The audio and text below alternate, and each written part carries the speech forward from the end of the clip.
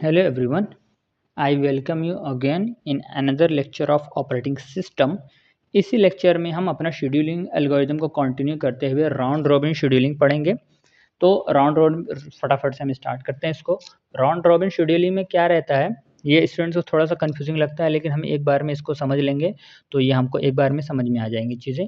Round robin scheduling में क्या रहता है कि हमें टाइम क्वांटम दिया रहता है। टाइम क्वांटम का मतलब है, समझ लो एक तरीके से टाइम है कि हमें 2 सेकंड का टाइम क्वांटम, समझ time quantum is equal to 2 दिया। इसका मतलब क्या हुआ कि कोई भी प्रोसेस अराइव होगा तो वो पहले 2 ही यूनिट टाइम के लिए एग्जीक्यूट होगा।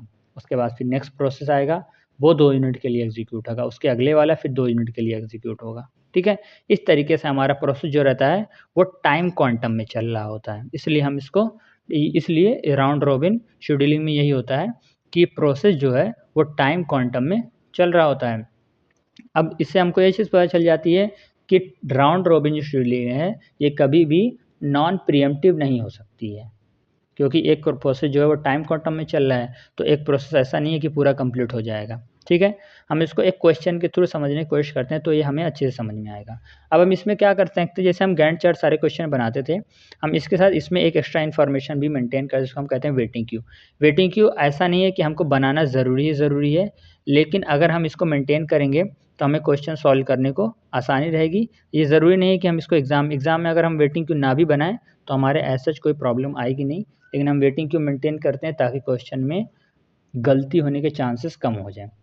अब ये जब हम ये क्वेश्चन करेंगे तो हमें समझ में आया कि हम मेमोरी में भी रख के वो चीज़ कर सकते हैं, लेकिन अगर हम उसको लिख के करेंगे तो गलती होने के चांसेस कम हो जाएँगे।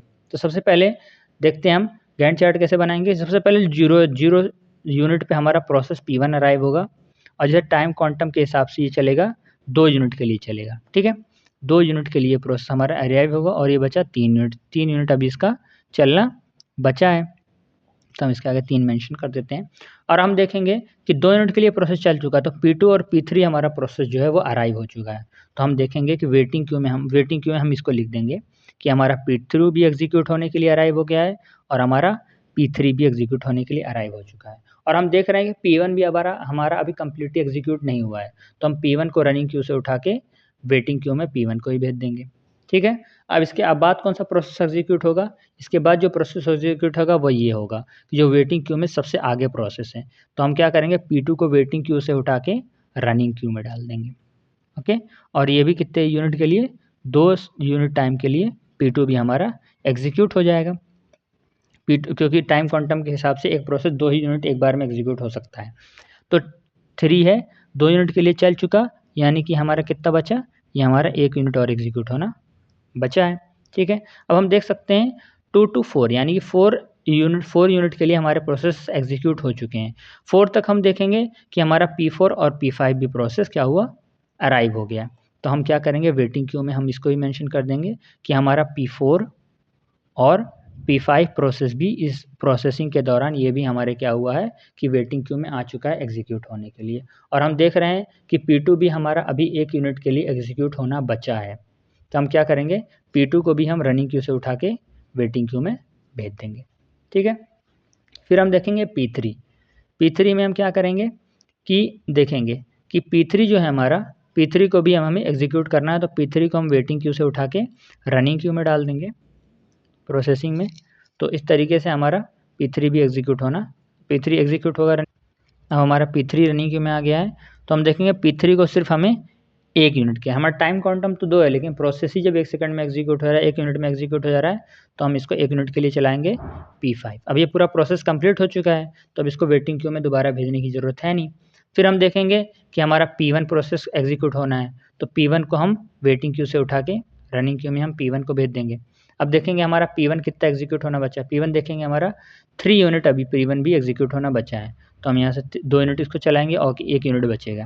तो हम देखेंगे 2 यूनिट चलने के बाद यहाँ पे आ गया 7 और हमारा P1 अभी भी एग्जीक्यूट होना बचा है। ओके, तो फिर हम क्या करेंगे, अब हमारा अगला नंबर आया P4 का, P4 को हम यहाँ भेज देंगे। यानी कि हम देख रहे हैं कि हम चाहें तो ये चीज़ को दिमाग में भी मेंटेन रख सकते हैं कि इसके बाद कौन-सा प्रोसेस चलाना है, अगर हम दिमाग से कर पाएँ तो।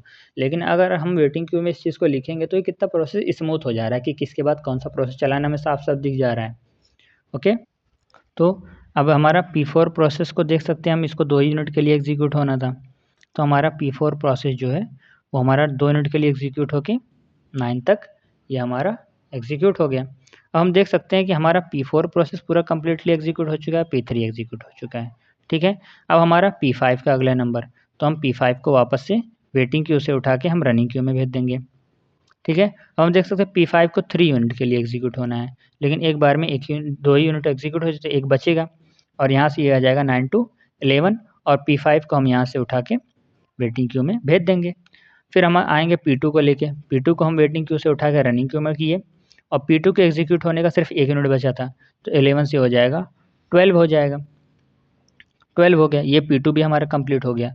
P2 के बाद हमारा वेटिंग क्यू में P1 है, P1 आएगा, P1 को एग्जीक्यूट होने के लिए कितना बचा था, 1 यूनिट P1 को ही बचा था, तो 12 से ये हो जाएगा हमारा 13 हो जाएगा। अब P1 के बाद हमारा सिर्फ P5 बचा, P5 को भी एग्जीक्यूट होने के लिए 1 यूनिट बचा था, तो ये हमारा 14 हो जाएगा। इस तरीके से हमारा पूरा प्रोसेस एग्जीक्यूट हो गया।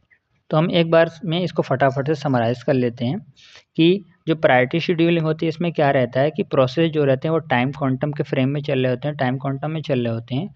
प्रोसेस जैसे एग्जीक्यूट होगा वो प्रोसेस आएगा, फिर हम देखेंगे उस दौरान कौन सा प्रोसेस आ चुका है वापस से एग्जीक्यूट होने के लिए, तो हम उसको वेटिंग क्यू में लगा देंगे। फिर हम देखेंगे क्या जो हम प्रोसेस एग्जीक्यूट कर रहे थे वो कम्प्लीटली एग्जीक्यूट हो गया है, अगर वो एग्जीक्यूट हो गया होगा तो ठीक, नहीं एग्जीक्यूट होगा तो हम उसको भी वेटिंग क्यू में भेज देंगे और फिर वेटिंग क्यू से हम एक-एक प्रोसेस को अपने रनिंग क्यू में उठा के डालते रहेंगे।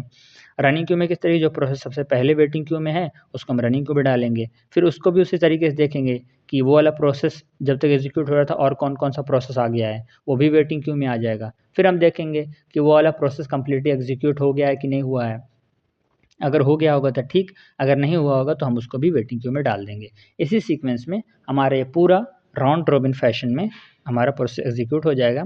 फिर हम कंप्लीशन टाइम लिखने के लिए वही करते हैं, P1 जो है हमारा वो 13 पे 13 पे कंप्लीट हो रहा है, तो हम P1 के उस कंप्लीशन टाइम में लिख देंगे 13, ओके। P2 देख सकते हैं हम, P2 हमारा 12 पे हो रहा है, तो P2 पे हम लिख देंगे 12। P3 है जो है हमारा वो 5 पे ही हो गया था, तो P3 पे हम लिख देंगे 5। ऐसे ही P4 का 9 है और P5 का 14 है। हम देख सकते हैं P5 का 14 है और P4 का 9, ठीक है। इस तरीके से हमारा कंप्लीशन टाइम निकल गया।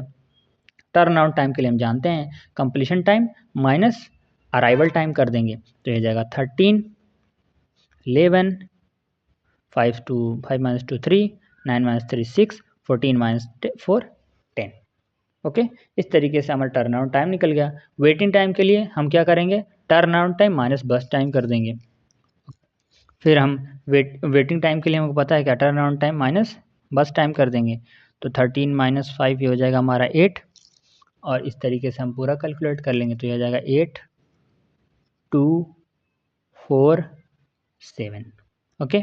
और रिस्पॉन्स टाइम के लिए हमें पता है कि कौन सा प्रोसेस कब प्रोसेसिंग के लिए स्टार्ट हुआ माइनस अराइवल टाइम कर। तो इस तरीके से अगर हम देखें तो हमारा P1 प्रोसेस 0 पे आ गया है, तो 0 माइनस 0 0 हो जाएगा। P2 जो था हमारा वो 2 पे आया था, तो 2 माइनस 1 1 हो जाएगा। P3 है जो हमारा वो 4 पे आया था, 4 माइनस 2 2 हो जाएगा। P4 जो है हमारा वो 7 पे आया था, तो 7 माइनस 3 4 हो जाएगा। और जो हमारा P5 था, P5 जो हमारा प्रोसेसिंग के लिए स्टार्ट हुआ था वो 9 यूनिट पे हुआ था, तो 9 माइनस 4 5 हो जाएगा। इसको हम यहाँ गैंट चार्ट से देख सकते हैं कि गैंट चार्ट से ये सारी चीज़ें सॉल्व होती हैं। तो इस तरीके से हमारा सारे डेटास फिल हो गए। अब हमें क्वेश्चन में अगर दिया है कि एवरेज TAT निकालो, तो हम टोटल TAT का सम करके डिवाइडेड जितने प्रोसेस, जैसे यहाँ पे 5 प्रोसेस तो 5 से डिवाइड कर देंगे, ऐसे हमारा निकल जाएगा एवरेज TAT। और एवरेज WT अगर हमें निकालना है तो इस तरीके से हम एवरेज WT भी कैलकुलेट कर लेंगे। हम पूरा WT का यहाँ से पूरा सम निकाल लो और उसको 5 से डिवाइड कर दीजिए। तो इस तरीके से हम देख सकते हैं कि हमारा राउंड रॉबिन शेड्यूलिंग भी कंप्लीट हो गया। तो हमने पिछले सारी वीडियोस मिला के हमने 5 तरह की शेड्यूलिंग को कंप्लीट कर चुका है। First come first serve, shortest of first, shortest remaining time first, priority scheduling and round robin scheduling algorithm. मुझे ज़रूर से फीडबैक दें कमेंट सेक्शन में कि आपको सारी चीज़ें समझ में आ रही हैं कि नहीं। Thank you.